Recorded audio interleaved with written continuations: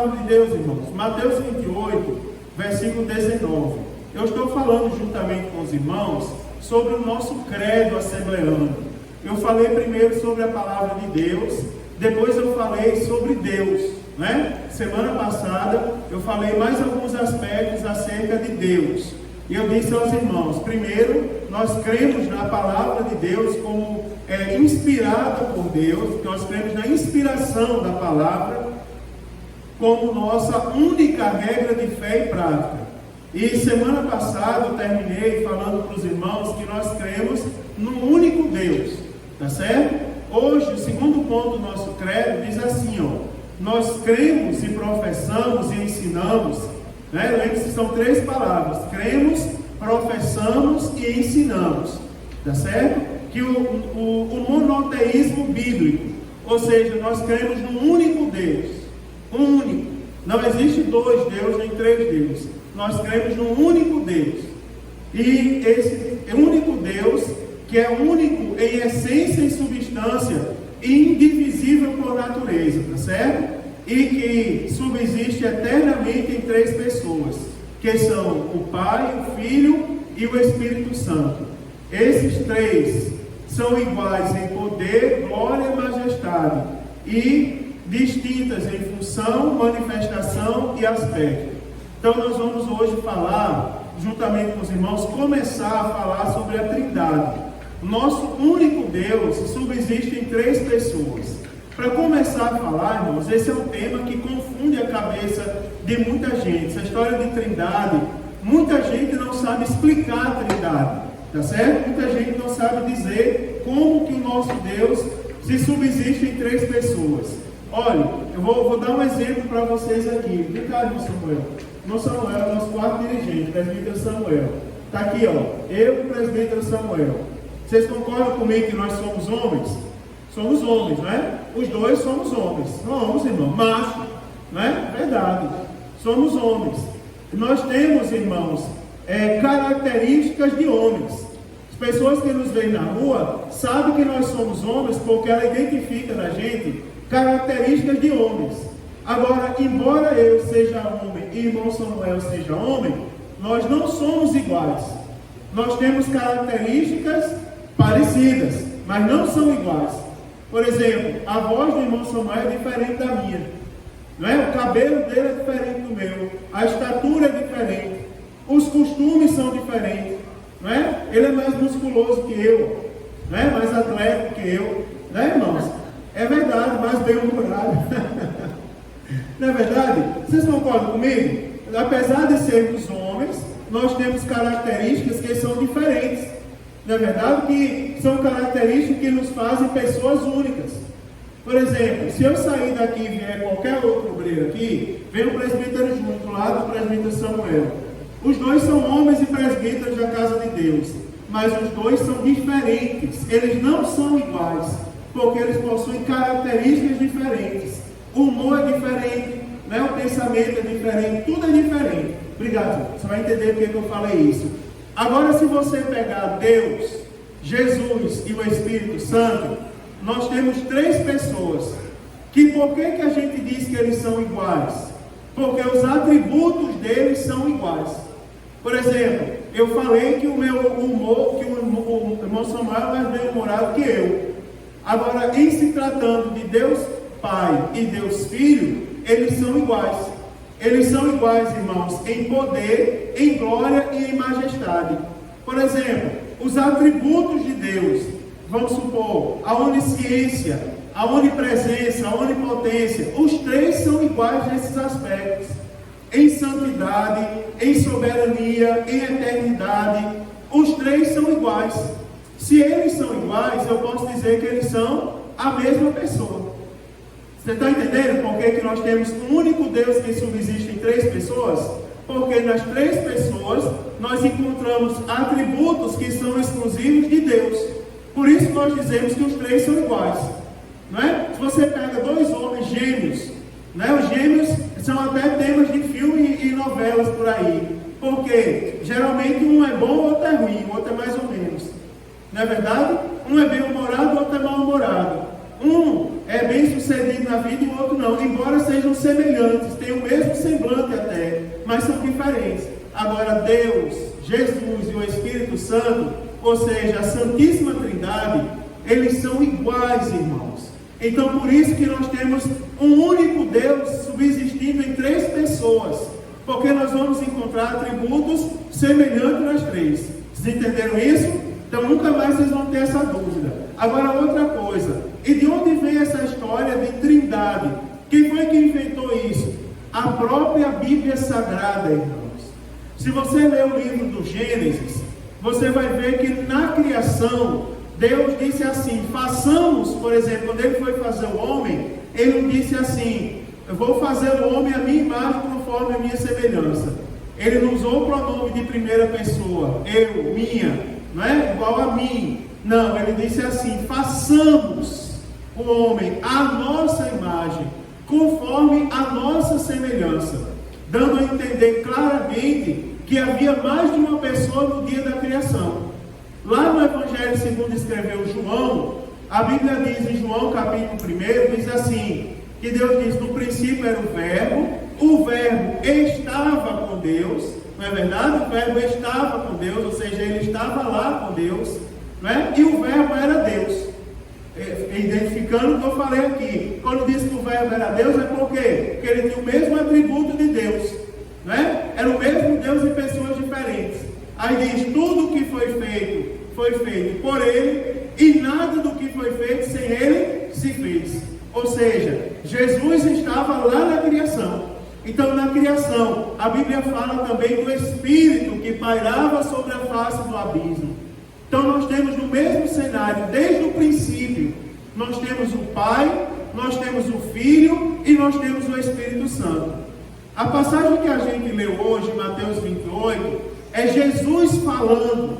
O contexto diz que Jesus, ele apareceu, chegou Jesus e falou-lhes dizendo, é-me dado todo o poder no céu e na terra. Jesus se apresentou para eles e demonstrou a sua autoridade. Ele disse, eu sou aquele que tem todo o poder no céu e na terra. É-me dado esse poder. Aí ele diz, portanto, ide, ensinai todas as nações, ou fazer discípulos de todas as nações. Aí agora Jesus diz assim, batizando-os em nome do Pai e do Filho e do Espírito Santo. Ou seja, Jesus falando da Trindade. Quer ver outra passagem? Você lembra quando Jesus foi batizado em águas? Que a Bíblia diz que Jesus estava lá, foi batizado por João, não é? Por João Batista, e a Bíblia diz que a voz de Deus bradou do céu e disse, esse é o meu Filho, amado em quem eu me comprazo. Aí a Bíblia diz que o Espírito Santo desceu sobre ele em forma corpórea de uma pomba, e depois se ouviu a grande voz. Ou seja, no batismo de Jesus estava presente a Trindade. Por isso que quando ele manda batizar, ele manda fazer discípulos de todas as nações e batizar, aí ele diz, o batismo tem que ser semelhante ao meu. Então quando vocês batizarem, a Trindade tem que estar presente. Então vocês batizem em nome do Pai. Aí a Bíblia é tão perfeita, que a Bíblia não diz assim, batize em nome do Pai, do Filho e do Espírito Santo. Não, tem um I, tem um E sem acento. O E sem acento na língua portuguesa é uma conjunção coordenada sindética aditiva, da ideia de soma, ou seja, ela tem que estar lá. Já dei um exemplo para os irmãos, quando eu digo eu ou Thaisa, vamos eu ou Thaisa, significa que vai um dos dois, ou eu ou Thaisa. Quando eu digo vamos eu e Thaisa, significa que vão os dois. Aí a Bíblia diz, batizando-os em nome do Pai. Aí você vê que não é do Pai, do Filho e do Espírito Santo, é do Pai e do Filho e do Espírito Santo.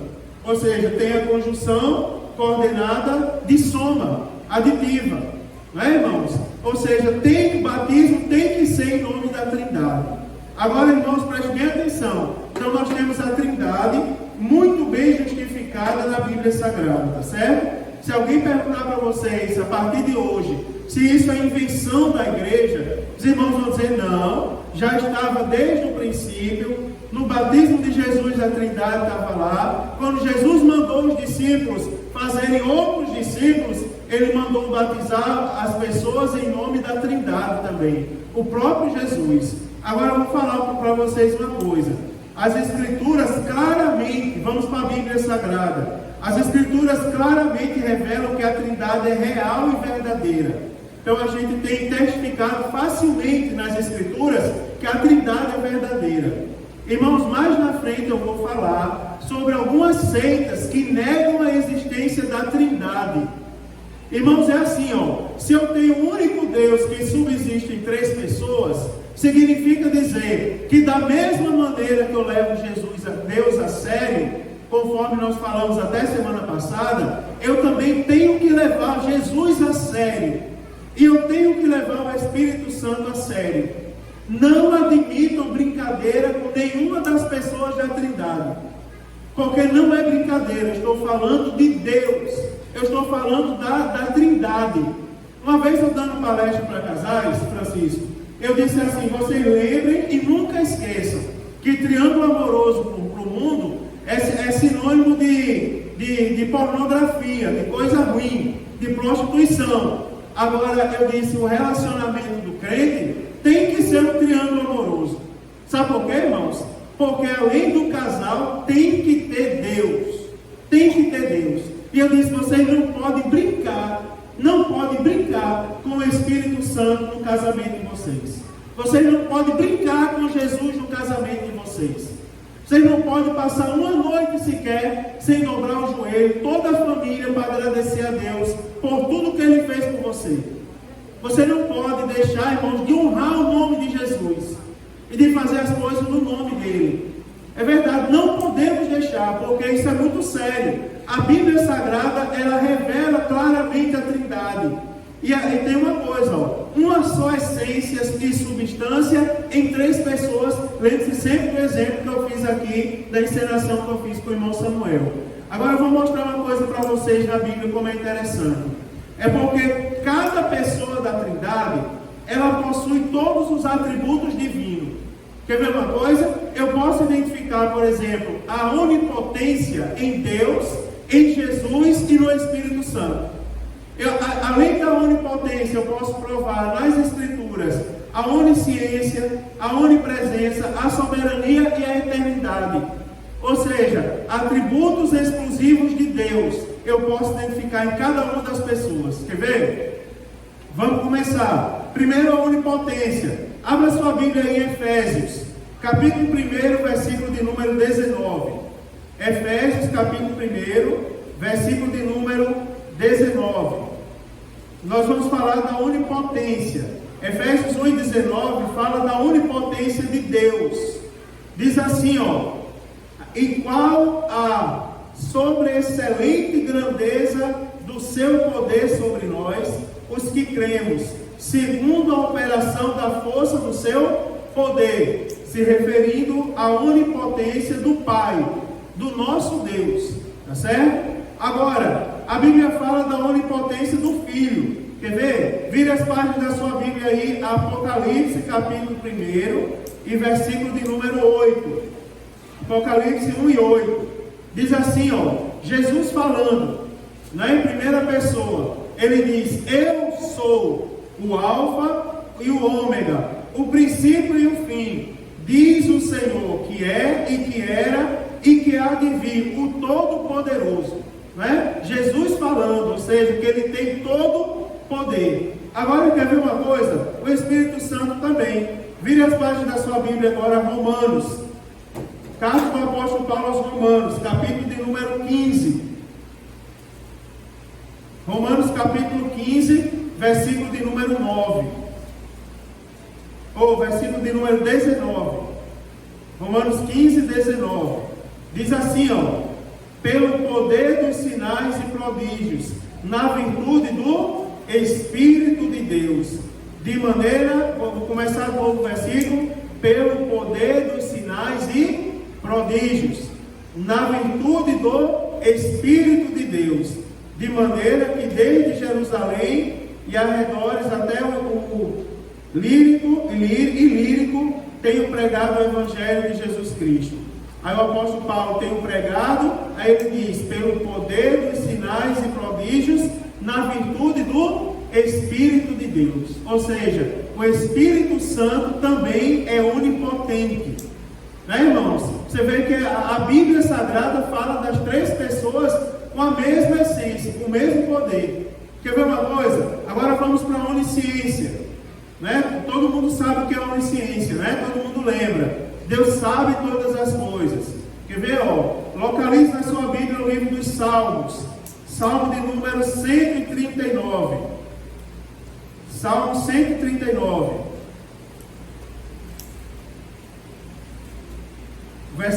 Vamos ler o verso de 1 a 4. Olha só. Falando sobre a onisciência do Pai, de Deus. Diz assim, o Deus que sabe tudo. Olha o que o salmista diz: Senhor, tu me sondas e me conheces. Tu conheces o meu assentar e o meu levantar. De longe entendes o meu pensamento. Cercas o meu andar e o meu deitar. E conheces todos os meus caminhos. Sem que haja uma palavra na minha língua, eis que, ó Senhor, tudo conheces. Ou seja, o nosso Deus, Ele é onisciente, Deus Pai. Agora quer ver uma coisa? Deus Filho. Abra sua Bíblia no Evangelho segundo escreveu João, capítulo 16 e versículo de número 30. Isso é importante, irmão, localizar na Bíblia, tá certo? Os irmãos se acostumarem aí a mover a Bíblia para apresentar a sua fé. João 16 e 30. A onisciência de Jesus. Olha o que é que diz: agora conhecemos que sabe tudo e não precisas que alguém te interrogue. Por isso cremos que saíste de Deus. Um diálogo aqui com Jesus, não é? Diálogo acerca das últimas instruções aos discípulos. E os discípulos, falando acerca de Jesus, dizem: agora conhecemos que sabe tudo. Ou seja, se Jesus sabe de tudo é porque Ele é onisciente, né, irmãos? Ele sabe todas as coisas. Agora o Espírito Santo, primeira carta do apóstolo Paulo aos Coríntios. 1 Coríntios, capítulo de número 2. 1 Coríntios, capítulo 2. Como é bom manusear a Bíblia, né, irmãos? Eu me sinto bem manuseando a Bíblia. Eu sei que vocês também gostam. 1 Coríntios, capítulo 2, versículo de número 10 e 11. Olha o que é que diz aí. Versículo 10 e 11. Mas Deus nulas revelou pelo seu Espírito. Aí olha o que é que diz agora o versículo. Porque o Espírito penetra todas as coisas, ainda as profundezas de Deus.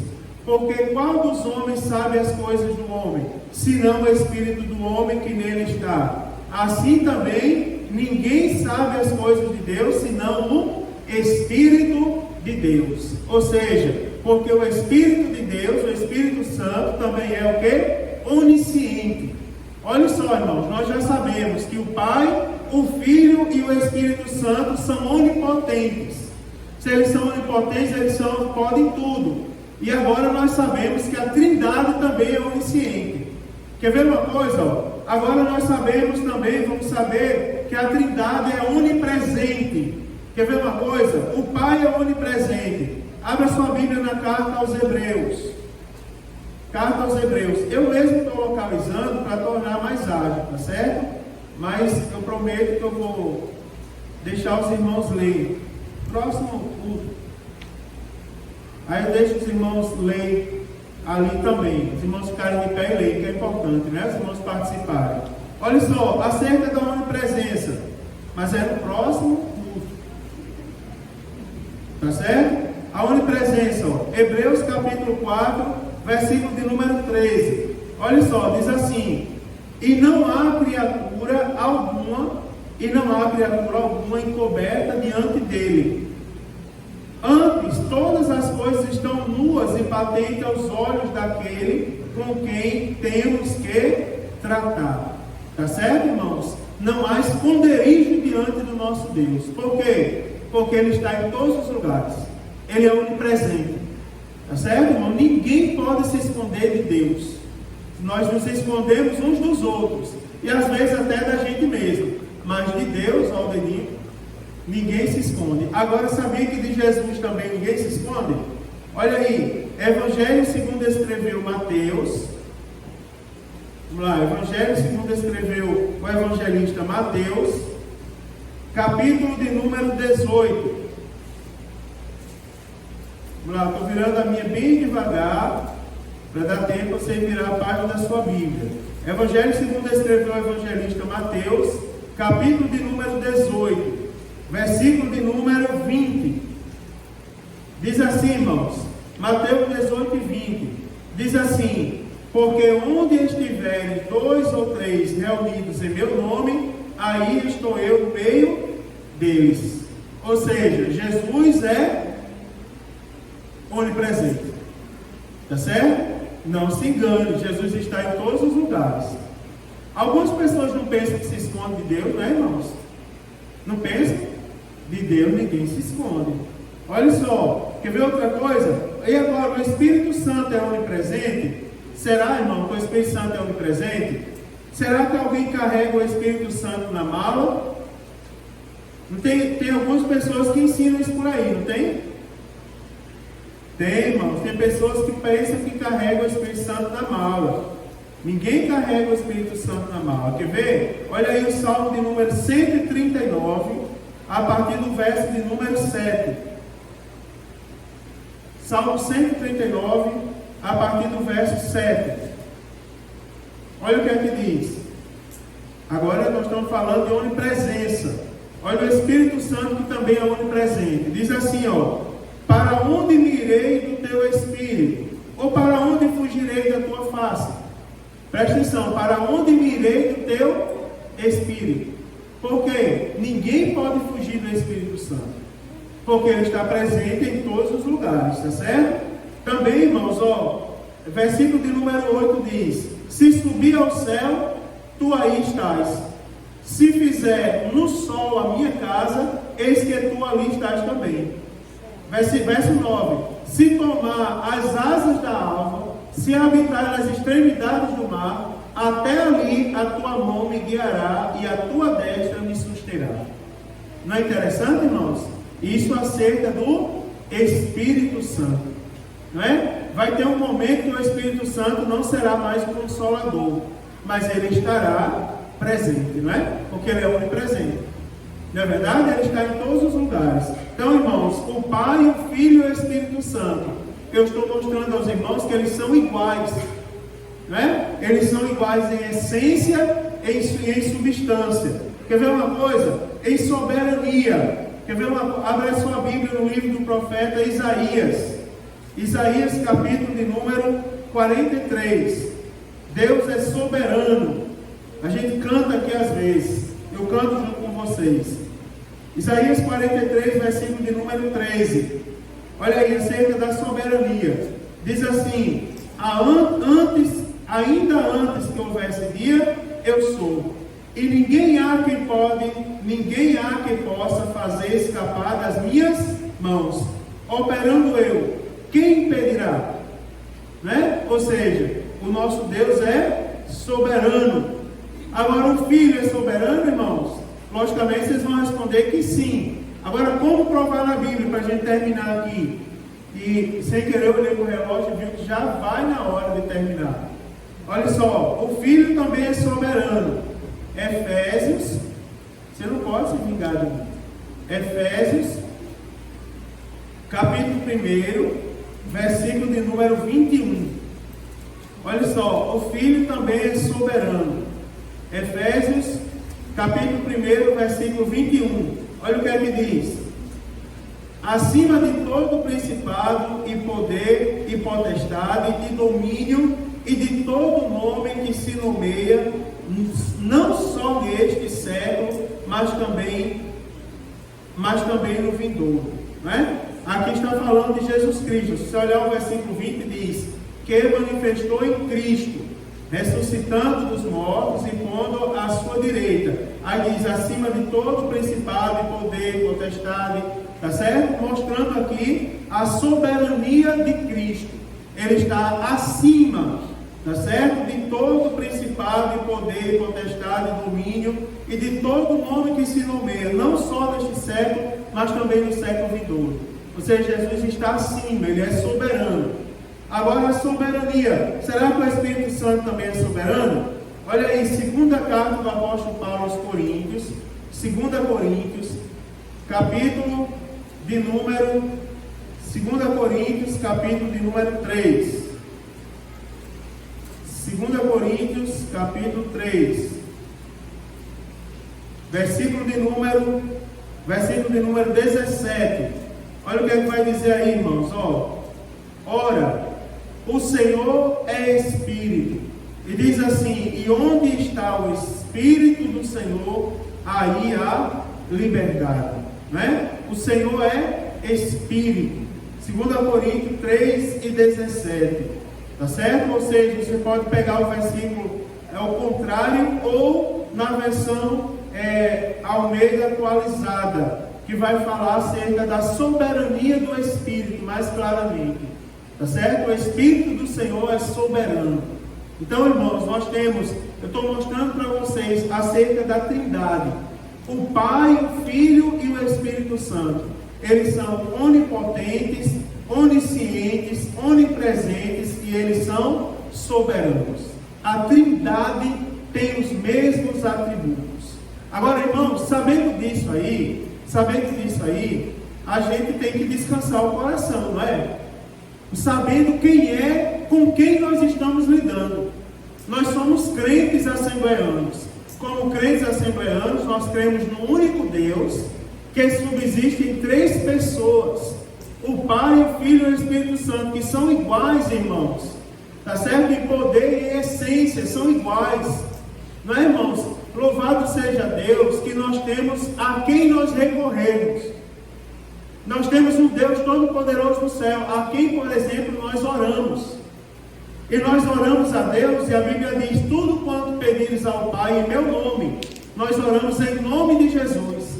E Jesus, quando estava para ir para o céu, que ele viu que o povo ia ficar triste, foi que ele disse: eu vou, mas eu vou enviar outro Consolador, e ele estará convosco. Não é verdade? Ele enviou o Espírito Santo. Agora, por que Jesus mandou o Espírito Santo? Aí eu vou dizer uma coisa a vocês: ele mandou o Espírito Santo como uma força sobrenatural? Não. Ele mandou o Espírito Santo porque o Espírito Santo também é Deus. Tá certo? Então, irmãos, queiram ou não queiram, para todo lado que a gente for, para onde a gente se virar, quem a gente chamar da Trindade, nós estamos chamando Deus. E nós devemos levar esse Deus muito a sério. Que Deus nos abençoe, queridos. Eu quero pedir a bênção de Deus sobre a sua vida nesse